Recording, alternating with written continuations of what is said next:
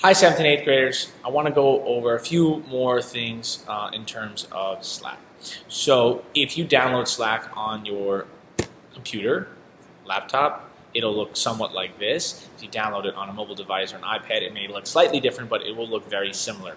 So if you were in 7th grade and now in 8th grade Math Exploration, you might have the old Slack workspace, which has this icon for Math Exploration.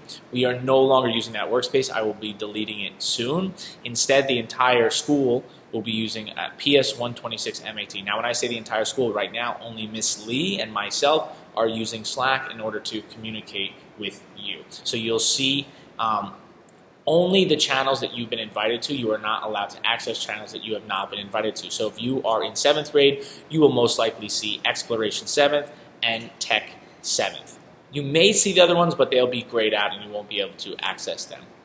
Some features that I want to go over, and reminder for those 8th graders who have already used Slack with me, is how to get in contact with Mr. Rogers.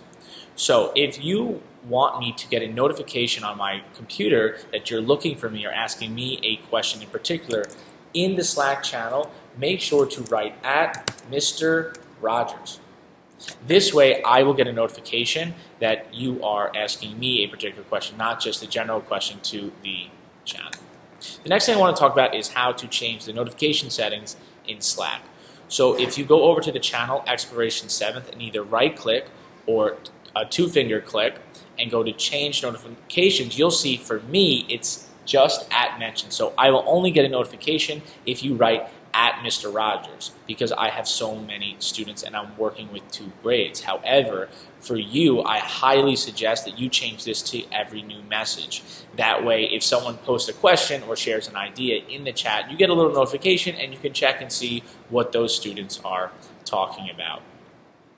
The next thing I want to talk about is the direct messaging feature, which is really nice for you to communicate with me, but also for you to communicate with each other. So for the direct messages, it's very similar. We can open a new direct message and I can type a name of any student that I have, and I can start looking for their names here, which is really nice. So please make sure, we'll go over that in a little bit. So if you want to message me, you type Mr. Rogers, I come up and you can send a message to me directly. You can also add multiple people in the group, so I can type in Miss Lee, right, and I can contact multiple people at the same time. That way, if you want to create a little group chat, you can do that. And if you want to include me in that group chat, you can do that as well, or not. You can have group chats among yourselves.